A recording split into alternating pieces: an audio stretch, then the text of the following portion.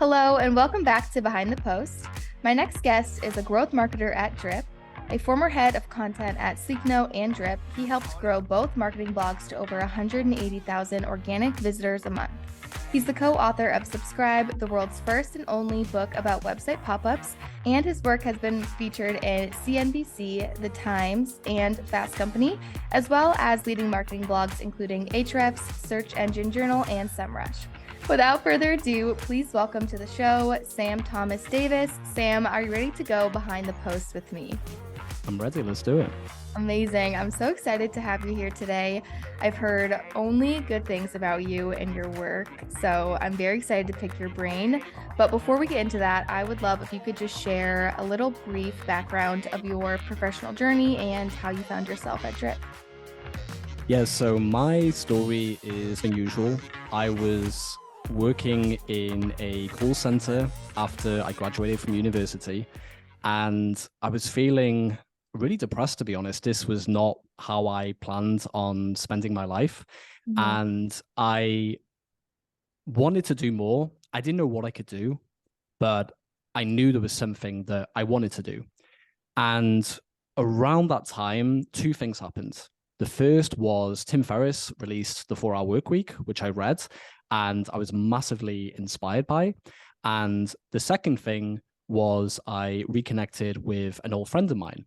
And I asked him what he'd been up to. And he told me that he had been working in Spain as an au pair. And I said, really? Men can be au pairs? And he said, yeah, you would be surprised. So I started exploring different ways that I could leave the UK. And one evening, I ended up registering an account on this very dodgy looking au pair website.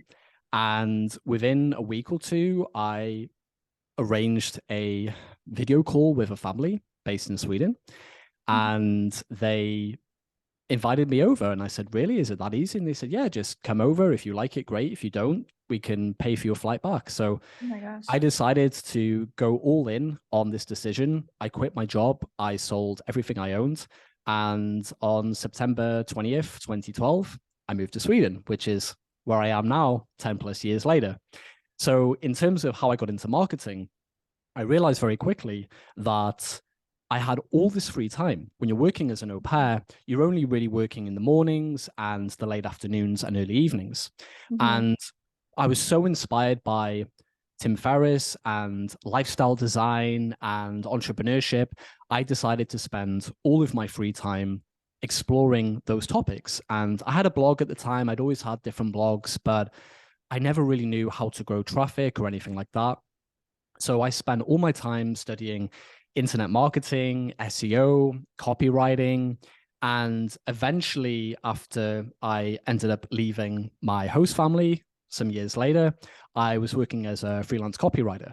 And I was learning how to make money and sell my services. And it was very much a feast or famine life that I was living. And one day I saw this job advertised by a company in Denmark, and they were looking for a head of content.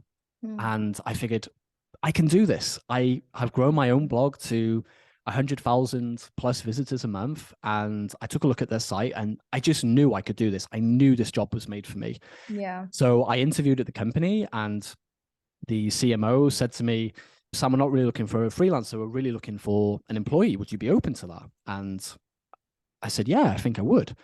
So I got hired, and I was with Sleeknote for 5+ years as the head of content. And then last year, Drip acquired Sleeknote, and I'm still with Drip today. And that's my 10+ year journey in a couple of minutes. Wow, I love that. And I always find it so interesting to hear how marketers got into the place that they are today. And it's so funny because I have a similar background as well. I did not go to school for marketing. I went to school to be a teacher. And after I graduated, I was a full-time nanny. And while I was nannying, I was also building up my personal brand and learning social on the side. And then I actually was a teacher for a little bit, and then applied to Octopus, where I could actually use everything that I learned about social media and personal branding and community. So that is so funny. And wow, I love that. I love that story. And it's just, yeah, it's always so interesting to hear how marketers ended up where they are today. And speaking of drip, for anyone that might not know of drip, what is drip and what does your role entail? Sure. So Drip is going through a transition right now. It was an ESP, an email service provider Mm. for e-commerce, but now we're transitioning more into an eCRM. So we're so much more than an email marketing provider. We also have on-site tools, so you can capture visitors' emails, you can survey new visitors, you can use quizzes, and I'm really excited about the transition that we're going through right now. And as far as my role is concerned, I was head of content for the first 10 months or so. And recently I switched to a growth marketer role, and your former colleague Whitney took my Yeah. old job. So it was really nice. Funny how we connected, actually. Mhm. So it's nice that your successor and you know that your successor has achieved so much. Mhm. And she's doing an amazing job. Shout out to Whitney if she's listening She's to the or best. watching this. And yeah, my role right now is focused on demand gen for Drip, but we also recently started a podcast as well, which I've been building with some of the other team members, and that's been an amazing experience as well. So maybe that's something we can dive into as well. Yeah, totally. I love that. And my next question hopefully will be an easy one for you considering your background and the fact that your work has been listed in so many prestigious publications. So I'm very curious to know, where do you think that B2B content marketers are missing the mark today? There's so many different ways to answer this question. I think what's most top of mind for me right now is there are so many learnings from looking at businesses outside of B2B. Mm. And I think a lot of B2B companies are still using old ways of marketing, and there's a lot that needs to change in order for them to catch up. I don't want to say too much about this because I think something we can talk about later is content, how I'm creating content, what I've learned from others. And I think I can probably speak more on it when we talk about that. But Yeah. one thing I will say is I think B2B content marketers need to understand that it's not enough to think like a writer. You have to think like a publishing house. You have to think like an SEO. You have to think about all the different types of readers that are consuming your content. Content is so much more than writing a blog post. It's how you're communicating on social. It's how you're communicating in your ads. People are so much more likely to buy from people rather than brands. And you really need a face for that brand. So those are a few things top of mind for me right now. Yeah, I keep seeing a lot of TikToks and jokes about that specifically, where people are so focused on just one part of marketing, but they are just ignoring everything else. And the joke is like, how do you expect it to work if you're not having an all-encompassing strategy? And I would love to talk about personal branding actually, because I know that you are building an incredible presence and I've been absolutely loving your content. And personal branding is actually something that I am really trying to grow my personal brand on LinkedIn right now. It's my goal this year. So I think this is going to be an interesting conversation. But I would love to know, I know you've been a little apprehensive at first when it came to social. So I'd love to know, has there been anything that has surprised you over the past couple of months? And what are your big takeaways? Yeah, so as I mentioned earlier, I always had blogs, and for me, content was blog posts, articles, and I got really good at SEO. And I figured, okay, I'll stay in my lane, and that's what I'm good at. And I think it was around 2021. I'd always been on Twitter, but like most people, I was on there to follow people I liked and didn't really see it as anything other than that. Mm-hmm. I started seeing the same people recommended over and over again. People I'd never heard of, people like Dickie Bush, people like Nicholas Cole, people like Justin Welsh, people like Dan Coe. And I would go on their profiles and I would see the size of their audiences. And I would Mm-hmm. also see when they joined Twitter. And these were people that were growing 100,000 person audiences in less than 2 or 3 years. Oh my gosh. And that fascinated me because as someone that has been working in SEO for so long, and I'm very old school in my thinking, it's all about growing the email list, and I'm a big email guy, and I always look down on social because I always thought social was for people posting selfies and talking about what they're reading for the lunches. And I Yeah. just couldn't get into it. And I couldn't think of a way that I could put myself on social and it not feel like that. Yeah. So I went down this rabbit hole and I chose a couple of people that I wanted to really study. One in particular was Justin Welsh. And he had built this enormous presence online. I think he has over 500,000 followers on all the socials. Wow. And his whole deal was he would write something every day. He started on LinkedIn and then he moved over to Twitter. And I learned so much from studying him. And I know Mhm. we'll go into more detail later on this call about how to get started and what's working right now. But I think there is so much value in posting on social every day. Mhm. And it's probably something I would encourage people to do now rather than building a website and growing an email list, because that can come later. You can do it at the beginning, but you have to have a very good understanding of SEO at the beginning. But I had my entire worldview changed because I realized that social is actually an amazing place for you to share your expertise, Mhm. to share what's working, what you're learning, your mistakes, your failures, your successes, Yeah. and connect with people that you might never have connected with otherwise. Mhm. Yes, I agree. And that's the one reason why I love social media. The fact that you can connect with so many people that you never would have had the chance to before. I've made so many genuine friends from social, and I've met so many people, and I've met my mentor on social. There is so many incredible things that you can get from social. And I think for personal branding, for me, when I first came to Octopus, I thought I had to be more professional when it came to LinkedIn. And I was a little more reserved, especially because LinkedIn, honestly, this might be surprising, wasn't my strong suit. Now I'm almost 2 years in at Octopus, but I was a teacher. I didn't even have LinkedIn before I applied to Octopus, which is so funny because now I feel like I'm very well versed in LinkedIn. And now I'm a lot more comfortable on LinkedIn and sharing more stories. But I feel like I've been trying to share more things that I share in my personal networks, and you never really know what's going to work. And what I think is so funny is social media can really have a huge impact on your business. Obviously, that's our whole mission at Octopus, is to be able to measure the real business value of social on the bottom line. And I've had times where we have customers that have found out about us through my personal TikTok, which is, it boggles my mind to know that they saw a video that I posted and now they're a customer and they found out about it because of me. It still blows my mind. And the more that I'm opening up on LinkedIn, for example, the more positive things that are coming from that. So it's really incredible. I think LinkedIn in particular is a fascinating platform because I think people are predisposed to be more positive because they know that their employers are seeing what they're posting, unlike Yeah. Twitter, where there's a lot of trolling and things like that.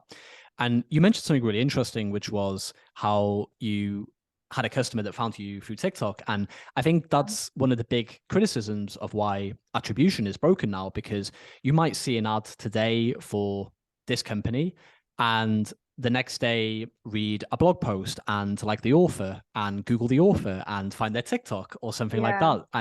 And I'm really championing right now more companies to encourage their employees to build personal brands, because Mhm. I mean you and I are a great example because you can write about what you're learning on the job and it reflects back on Octopus. And that's something that I'm trying to do a lot in my LinkedIn content as well, is I'm writing about building this podcast. I'm writing about the learnings I'm having being on a high performing team. I'm writing about the mistakes people make with planning projects. And these aren't only topics that are really interesting to me, but they reflect back on Drip. And Yeah. I'm very particular about how I word certain things. I try not to say, I started a podcast last week, because I didn't. It was a team effort. I like to say, Drip started a podcast last week, or the team. And I want people to be on that journey with me. And I think there's Mhm. so much to be said for that. Totally. Yeah, I completely agree. And yeah, there's something so special about LinkedIn and how you can really grow when it comes to posting on social. and building your personal brand. It doesn't only affect you, but it also affects the company that you work for. And it also helps them with their employer brand. It also helps you with maybe positions down the road. I had a social media manager actually on the show that said, I will never need to apply for another job again because of the personal brand that I have built.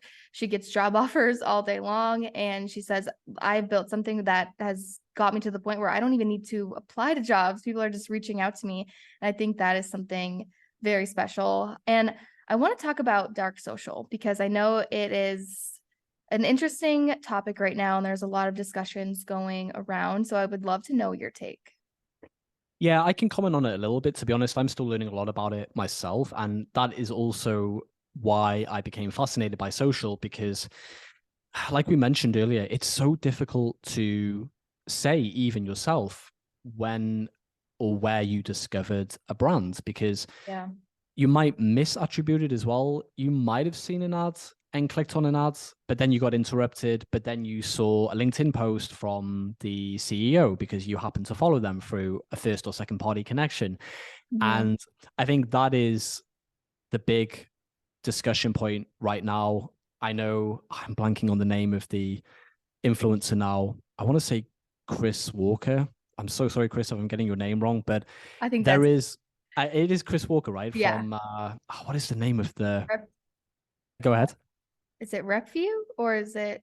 Yeah, it might be. We'll put it in the show notes because it's Yeah. important for people to go and read about. But he makes this case about attribution is broken. And really, if you want to have this healthy balance of push marketing with your ads and your content and pull marketing, you really want to have a good blend of the two. And I know this probably doesn't answer your question as much as you like, but I think it all comes down to what are some of the ways that customers are coming into your funnel that you might not have thought about, and how can you potentially double down on them? Very interesting. And I think that's where it's important. I think this is where employee advocacy really comes into play, because when I personally reflect on the brands that I love the most, and I think about where I first discovered them, it's not that I discovered the brand, it's I discovered someone that worked there and is posting about it. And that's the best. Like when you find someone and you trust them, you build trust in the brand that they represent, which is the whole power of advocacy. So I think that's just another vote in confidence for advocacy all around. But I would love to talk a little bit more about your creative process. Obviously, you've been a content marketer for quite some time now, and I would love to know how you go about creating engaging content. Do you have a creative process that you follow? Could you share a few tips and tricks? Yeah, absolutely. And almost everything I'm about to say has come from people much smarter than me. So I'll try and give credit where credit is due, where I can. So there's a couple of ways to go about this. And I think one important thing to mention is when I started posting on social, I actually started on Twitter. And I think it was September of last year, I decided, okay, I'm going to post every day for Q4, and then I'm going to try LinkedIn. And I think around halfway, I started posting on LinkedIn as well.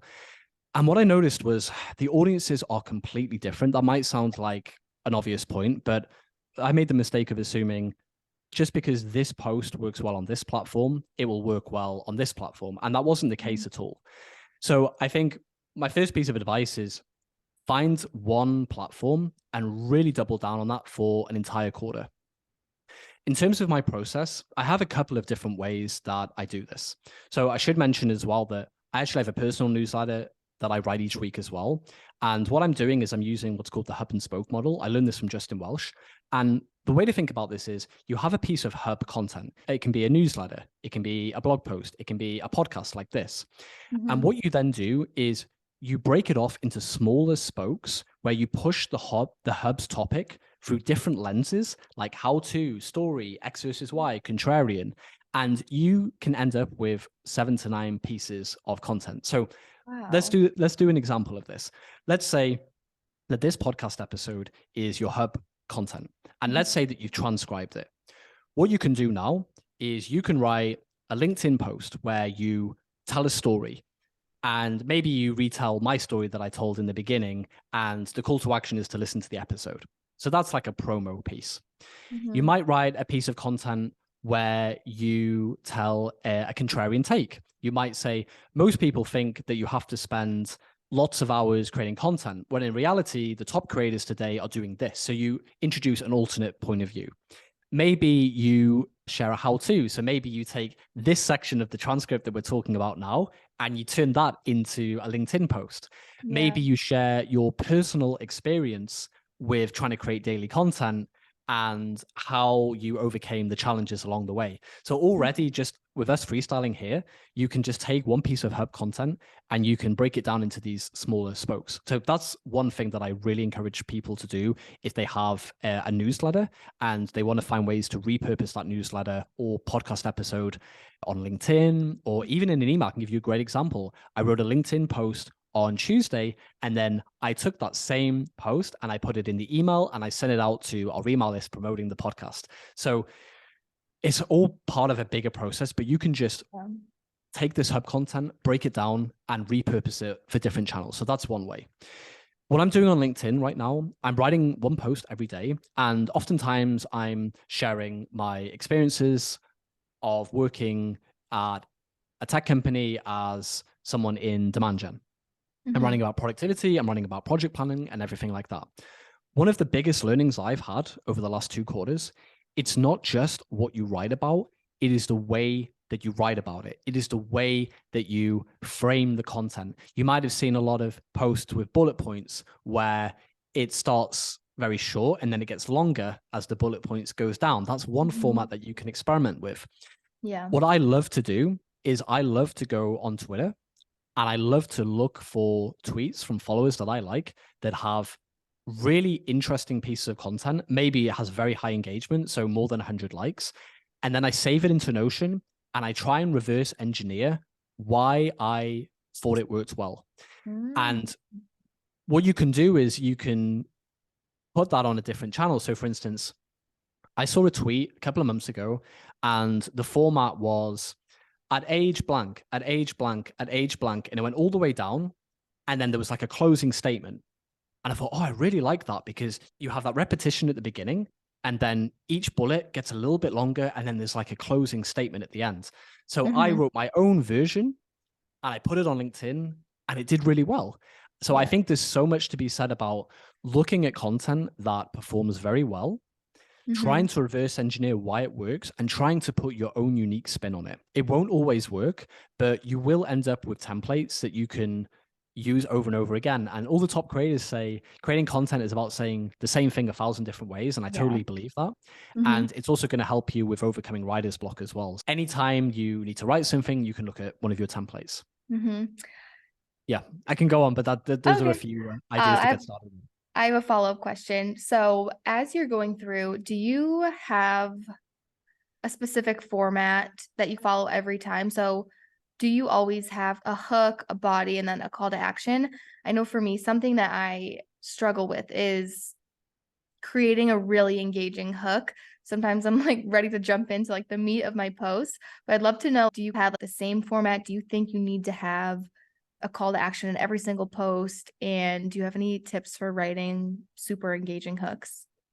Yeah, so this is something I'm experimenting with all the time. And I think it depends on the channel. So LinkedIn, for instance, you have the first 3 lines and then it says read more. So most people are trying to write this hook where maybe there's a strong opening sentence and then you want to have the 3rd sentence to make someone click read more. Yeah. I know if you upload an image, it limits it to 2 sentences. So sometimes if I'm writing a hook and I can only think of a hook that's 2 sentences, I'll add an image just for the sake of it so that I can get the read more. Love it. I think it's difficult. It takes a lot of work. And one thing I'll mention as well, I very rarely have a call to action in my post because it's almost just, I think it was Nathan Barry that said, learning out loud. I'm just learning out loud and I'm inviting people to read these posts if they want, but if not, no problem. This might sound ridiculous, but my growth on Twitter right now is pretty much non-existent, but I still write a tweet every day.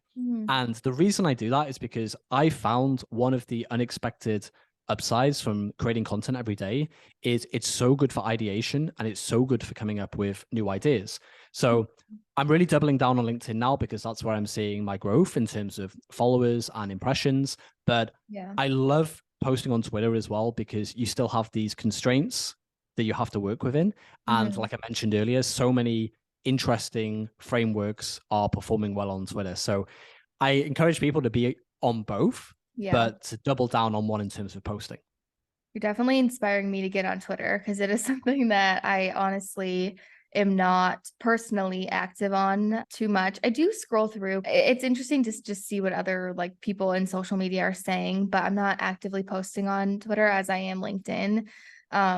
So you're inspiring me to get back on Twitter. But just to add to that as well, Olivia, I think what's been so helpful for me, and I learned this from Dickie Bush, when you go into Twitter, especially if you follow more than 100 people, it's so crowded and it's impossible to know where to start. So what I encourage everyone to do is create lists in Twitter. I have 3 lists based on the number of followers each person has. And then what I do is I use a tool called TweetDeck.